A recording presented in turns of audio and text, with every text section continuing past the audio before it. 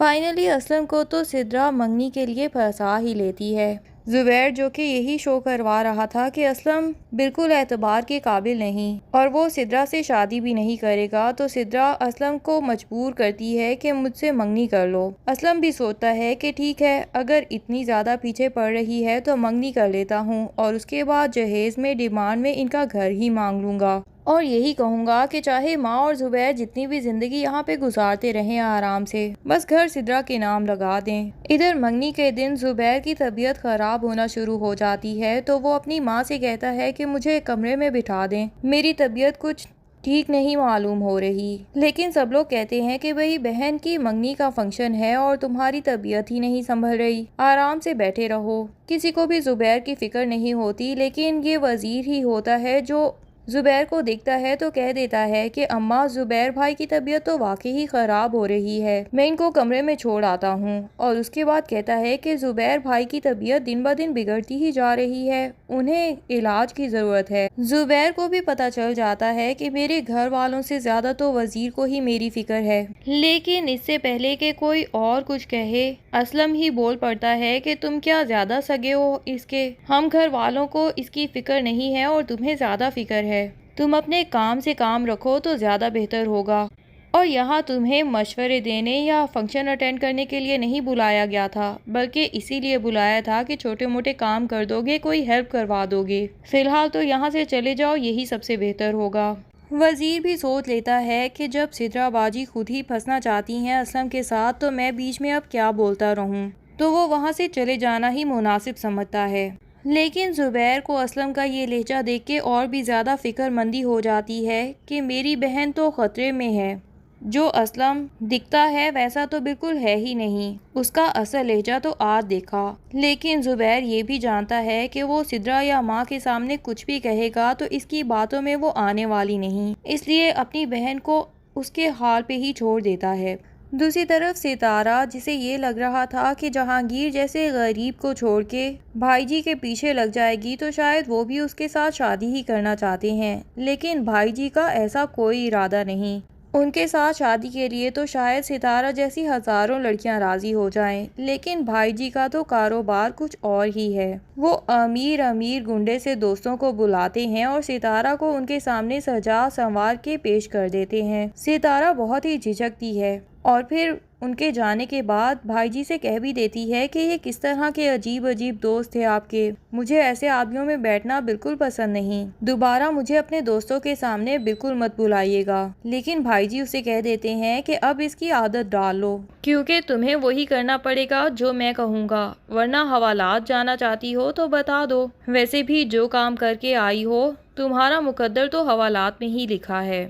अगर हवालात से जान छुड़वाना चाहती हो तो इन कामों के ऊपर बहुत ज़्यादा पैसे लगते हैं और पैसे कमाने के लिए तुम्हें मेरे दोस्तों को खुश करना होगा और वो सब करना होगा जो मैं तुम्हें कहूँगा।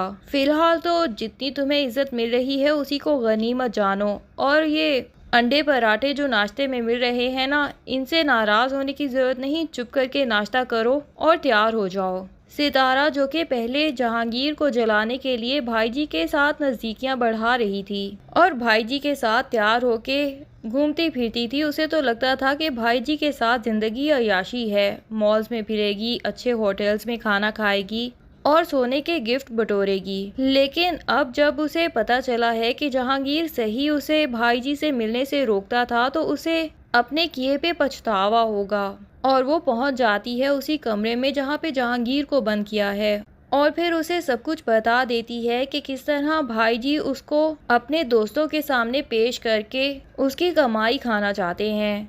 जहांगीर उसे कहता है कि मैंने तो तुम्हें बहुत पहले ही वार्निंग दी थी कि भाईजी से जितना दूर रहो तुम्हारे लिए बेहतर होगा, लेकिन तब तुम्हें महसूस हो रहा था कि मैं तुम्हारा दुश्मन हूँ। अब सितारा कहती है कि जो भी तुम कहोगे मैं तुम्हारा साथ दूंगी, बस मुझे यहाँ से निकाल के ले जाओ। जहांगीर कहता है कि फ़िलहाल तो मैं खुद भी यहाँ पे कैद हूँ, तुम्हें कैसे निकाल के ले जा सकता हूँ। तो सितारा कहती है कि मुझे बताओ मैं कैसे तुम्हारी मदद करूं, जो भी तुम कहोगे मैं तुम्हारी हर बात मानूंगी। जहांगीर भी सोच लेता है कि चलो इसी के थ्रू मैं तो यहाँ से निकलूं। सितारा की असलियत तो वो देख ही चुका है कि वो किसी भी लम्हे किसी भी आदमी के लिए पलट सकती है, इसलिए सितारा से मोहब्बत तो उसको भी नहीं रही, बस उसे इस्तेमाल करके यहाँ से निकलना चाहता है। तो उसे कहता है कि आज रात जिस वक्त खाना देने के लिए मुलाजिम आएगा तो मैं उसे अपने हाथ खोलने का कहूँगा और उससे गन भी छीन लूँगा।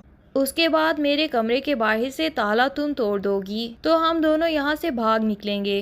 सितारा प्लान के मुताबिक जब देखती है कि खाना देने वाला मुलाजिम जहांगीर के कमरे में जा चुका है और काफ़ी देर बाद भी वहां से वापस नहीं निकला, तो उसे पता चल जाता है कि जहांगीर अपने प्लान में कामयाब हो चुका होगा। जहांगीर जिसके हाथ मुलाजिम खोलता है तो वो फौरन से उसके ऊपर पीछे से वार करता है और उसकी गर्दन मरोड़ के फेंक देता है। उसके बाद उसकी बंदूक को फौरन से थाम लेता है और उसे वहीं पे ही अपनी कुर्सी पे हाथ मुंह बांध के बिठा देता है ताकि वो बाहर जाके शोर ना मचा सके। और उसके बाद सितारा के इशारे का इंतज़ार करता है। सितारा जब देखती है कि सब लोग सो चुके हैं तो वो जहांगीर के कमरे के बाहर आ जाती है। जहांगीर कहता है कि जल्दी से ताला तोड़ दो। सितारा जो कि पत्थर की मदद से ताला तोड़ने की कोशिश कर रही होती है तो भाई जी वहाँ पे आ जाते हैं और कहते हैं कि आखिर ये ताला क्यों तोड़ने की कोशिश कर रही हो, लेकिन उसकी किस्मत के इतने में ही ताला टूट चुका होता है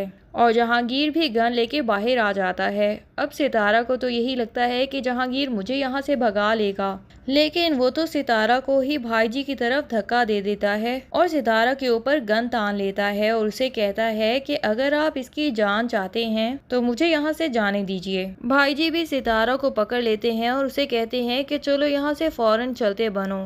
सितारा जहांगीर का ये रूप देख के एकदम डर जाती है और शायद तब उसे एहसास हो कि जिस तरह जहांगीर के लिए उसने ज़ुबैर को छोड़ दिया या जिस तरह सबके साथ धोखा करती है, तो जब कोई धोखा करता है तो उसे कैसा महसूस होता है। बहरहाल जहांगीर भी वहाँ से बच के तो नहीं निकल पाएगा, उसके साथ भी कुछ ना कुछ बुरा होना तो बनता ही है।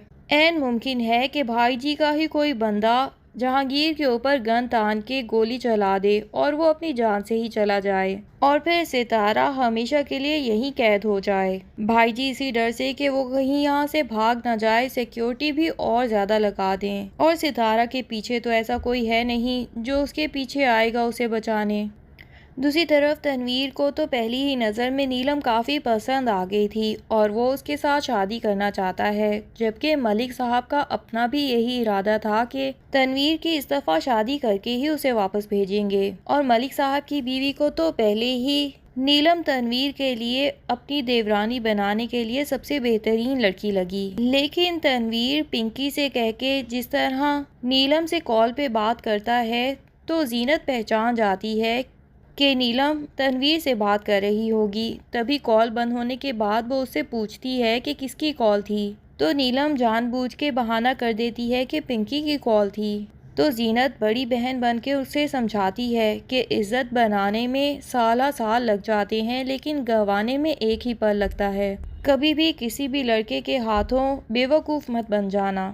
नीलम अपनी बहन की ये बात समझ जाती है, इसीलिए मिलाद पे भी नहीं जाती और उसने ये भी सोच लिया है कि तब तक वो पिंकी के घर जाएगी ही नहीं जब तक तनवीर यहाँ मौजूद है। लेकिन बहुत ही जल्द मलिक साहब और उनकी बेगम खुद ही नीलम का हाथ तनवीर के लिए मांगने आएंगे। तब जीनत लाजमी हाँ में ही जवाब देगी क्योंकि वो जानती है कि नीलम भी तनवीर को पसंद करती है। वो तो बस ये नहीं चाहती थी कि तनवीर नीलम के साथ दोस्ती करे। शादी के ऊपर तो वो फौरन से राजी हो जाएगी और उसके बाद चचा को बताएगी कि मैंने नीलम के रिश्ते के लिए हाँ कर दी है, आपको कोई इनकार तो नहीं। नीलम और चचा तो खुद भी बहुत खुश होंगे। दूसरी तरफ ज़ुबैर शुजा से ही कहता है कि कहीं ना कहीं से मेरी बच्चियों को और जीनत को ढूंढ निकालो। अब यकीनन शुजा ही अपने मामू की मदद करेगा और जीनत को ढूंढ निकालेगा और जीनत के मिलने के बाद क्या होने वाला है ये तो हम बहुत जल्द जानने वाले हैं। इंतज़ार कीजिए ड्रामे की अगले एपिसोड्स का। तब तक के लिए अल्लाह हाफिज़। वीडियो पसंद आए तो लाइक एंड कमेंट ज़रूर कर दें और चैनल को सब्सक्राइब करना ना भूलिए। Thank you.